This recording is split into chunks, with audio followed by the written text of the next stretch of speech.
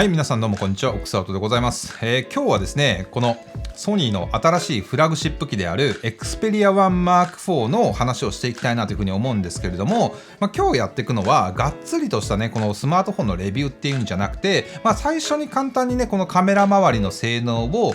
皆さんにご紹介しつつですね、この Xperia One Mark IV の、僕の気に入ってる機能の一つでもあるスローモーションの撮影、これを使ったシネマティックなね、映像の、Tips というか、チュートリアルというか、そういったことをね、皆さんにね、お伝えしていければなというふうに思ってます。最近スマートフォンを使った撮影のお仕事をさせてもらうことが結構多いんですけど、それでね、SNS に僕の作例を公開するじゃないですか。そしたら僕の撮った作例は参考にならないっていうふうにね、言われたんですよ。もちろんね、それは悪い意味じゃなくて、すごい褒め言葉として言ってくれてて、スマートフォンで撮ったと思えないクオリティだと、そう言ってもらえるのは嬉しいなと思う反面、いやと、テレビ CM とかでこれはスマートフォンで撮影しましたみたいな映像とかがあったりすると思うんですけど、確かにね、そのぐらいの規模感になってくると、スタッフさんとかも何十人といて、照明係がいたり、それこそセットを組んだりとか、そういったね、規模感で撮影してるんだったら、そう言われるのも納得できるんですけど、で、僕はあくまでこのスマートフォンを使って自分の身一つで撮影してるので、僕がやってることっていうのはね、みんなにも絶対できるんですよ。もちろんね、僕の作品のクオリティの 100% が僕のスキルだとは僕もよう言わないです。多分ね、半分ぐらいがやっぱりその最新機種を使ってるっていうところのおかげかなと思ってて、今日はその残りのテクニックっていう部分もね、しっかりと皆さんにお伝えできればなというふうに思ってます。じゃあそしたら早速この Xperia One Mark IV のカメラ周りを見ていきたいと思うんですけれども、搭載されてるレンズは全部で3つになります。 16mm の超広角レンズ、 24mm の広角レンズで、最後が 85mm から 125mm までの望遠光学ズームレンズとなってます。そう、これね、光学ズームなんですよ。いわゆるね、こういったズームレンズと同じように、このちっちゃいスマートフォンの中で 85mm から 125mm の間、レンズが動いて一切画質の劣化がなしに撮れるんですよ。これはね、ソニーのね技術者さんは変態ですね。この辺りの中望遠域で、ポートレートを撮るっていう方にとっては、画質の劣化がなく、さらにボケ味も活かしながら撮影することができますし、さらにこの3つのレンズの後ろにあるセンサーは全て 4K120fps に対応しているので、スローモーションを対応する僕にとっても非常に魅力的な1台となってます。というわけでね、さっきからちょいちょい映像は出てると思うんですけど、このね Xperia One Mark IV を使って今回僕が撮ってきたスローモーションの作例っていうのを、一度ね、まず皆さんにご覧いただければなというふうに思います。じゃあどうぞ。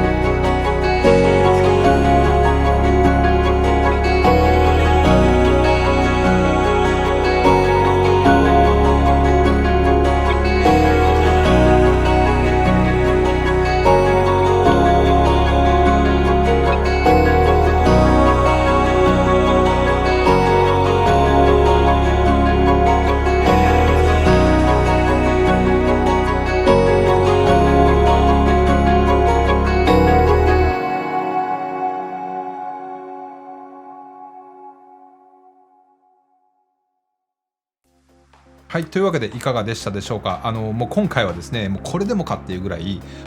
スローモーションを対応した、作例になってるんですけれども、じゃあ早速このスローモーションの作例、一体僕がどういったテクニックを使って、撮影したのかっていうところを皆さんにねお伝えしていければなと思います。じゃあまずね、Xperia 1 Mark IV でのスローモーションの撮影方法なんですけれども、2つの方法があって、まずはビデオグラフィープロを立ち上げて、1つ目の方法はこのメニューの中にあるスローモーションっていう項目をオンにします。でもう一つの方法はフレームレートを 120fps に選択して撮影します。で違いは、スローモーションをオンにして撮影すると初めからその記録されたデータがスローモーションになっているので、その場でこの撮影データをプレビューしたりするときに便利だったり、そのまんま SNS にシェアしたりすることができます。なのであらかじめスローモーションの映像を撮りたいっていう場合には、こっちの方が動画編集ソフトに取り込んだ時に後処理とかもしなくていいので非常に便利かなというふうに思います。ただしこの場合は音声を記録できないっていうデメリットがあるんですけど、音声が必要だっていう場合はもう一つの方法でフレームレートを 120fps に設定して記録することで音声もしっかりと撮ることができます。ただしこっちの場合は映像そのものはスローで記録されるわけではないので、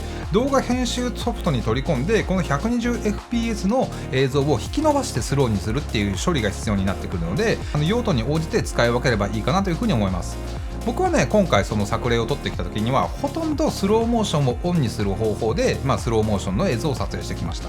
じゃあまずスローモーションでいい感じの映像を撮る Tips 一つ目なんですけれども、やっぱりねスローモーションなのでこう止まってる人、こうやって止まってる人をスローモーションで撮っても何も面白いことはないんですよ。僕の今回の作例だったらすごくこう風に揺られてはためく髪の毛だったり服だったり、あとはこう波とかですよね。目で見てるとこう一瞬の出来事を最大5倍スローにすることができるので、それをしっかり狙って撮るっていうことが重要です。で2つ目の Tips なんですけど、偶然を狙っていくっていう方法なんですよ。どういうことかっていうと、やっぱりねこうスローモーションって目で見てるものと違うじゃないですか。なので最終的にどんなものが撮れてるかって意外と分かんなかったりするんですよ。例えばこんな感じでこう被写体が目の前にいるとしたら、もうこういう感じでもう自分はもう何撮れてるか全然分かんないんですけど、こういう感じで狙っていくんですよ。そうすると意外とかっこいいものが撮れてたりするんですよ。それはね今回僕も結構対応していて、例えばこの辺のなんかこうちょっと踊ってるような感じを見せてるようなこうシーンなんかではこうやって撮影してます。なんとなくねこのスマートフォンをなんかドローンとかに見立てるような感覚でこうぐるっと相手を回り込む時もこうカメラをこうまっすぐ回すんじゃなくて、こうぐーっとこう分かります？こう右に回ってくんだったらこういうようなこうカーブを描くような撮影の仕方にすると、こう水平線がぐっと曲がったりするとか、これもね意外とその大きなモーションになったりするので、すごくねかっこいい映像の演出方法になるんじゃないかなと思います。普通に考えればこうやって撮った映像って、手ぶれもひどいし、もう画面はガチャガチャしてるし、もう見るに耐えない映像になるんですけど、ただやっぱりこれはスローモーションにするからこそ意外とこうそれが滑らかになってかっこいい、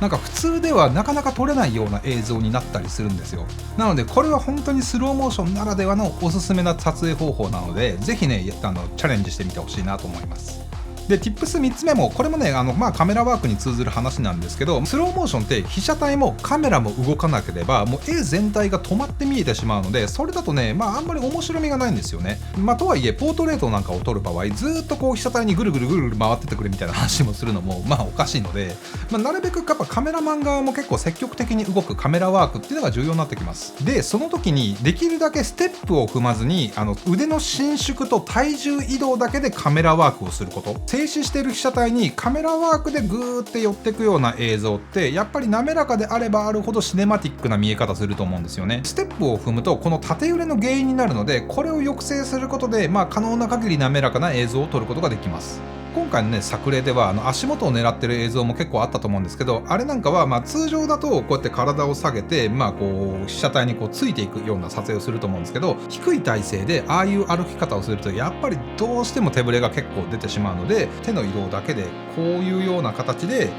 その足元を撮るみたいな。あとはねこの Xperia One Mark IV だったらやっぱりねさっきも言った広角ズームがあるので、自分は本当にこう動かないでグッと構えておいてしっかりとこう脇を締めて 85mm から 125mm までをこうぐーっと広角ズームで寄っていくとか、そういった方法もあると思います。ただこれはあくまで被写体自体がそこまで大きなこう動きをしていないっていう場合の話であって、被写体が歩いてるとか走ってるとか、そういった場合は、カメラがこうやって多少動いてたとしてもそこまで大きな違和感っていうのはないです。被写体の動き以上にカメラマンが全速力でこう周りをぐるぐる回りながら撮影するとか、そういったどうしてももうがっつり動きが出てきちゃうみたいな時は、こういった場合はねさすがにジンバルとかがあるといいかなっていうふうに思います。ちなみに今回僕の作例も、ジンバルと手持ち半々ぐらいでやってて、こういった大きな動きのあるような撮影ではジンバルを使ってます。じゃあ最後の Tips なんですけど、これはねもう本当にたくさんカットを撮るってこと。やっぱりねこうスローモーションってこうあんまり動きが大きくないので、その映像で10秒20秒、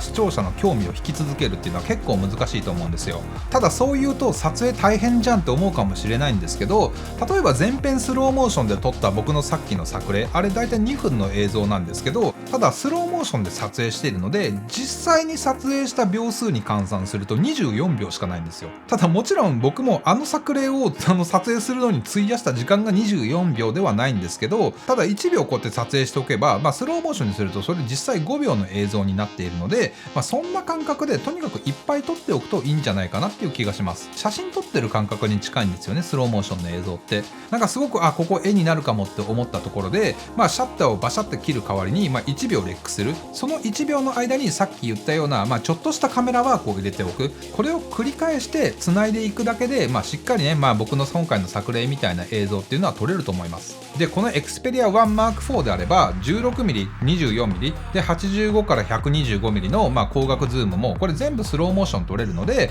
同じロケーションの撮影であっても、これらのレンズを切り替えてね、撮影することによってしっかりといろんなバリエーションを撮ることができるので、そういった風にやるのもいいんじゃないかなっていう風に思います。というわけで今回ねこの Xperia One Mark IV を使って、スローモーションを活かしたシネマティックな映像を撮る方法っていうのをお伝えしてきたんですけれども、どうですか？今回の動画を見れば、僕が作例でねお見せしたような映像ぐらいだったら、撮れるような気がしません？多分撮れると思います。この Xperia One Mark IV があればね。ということで、はい。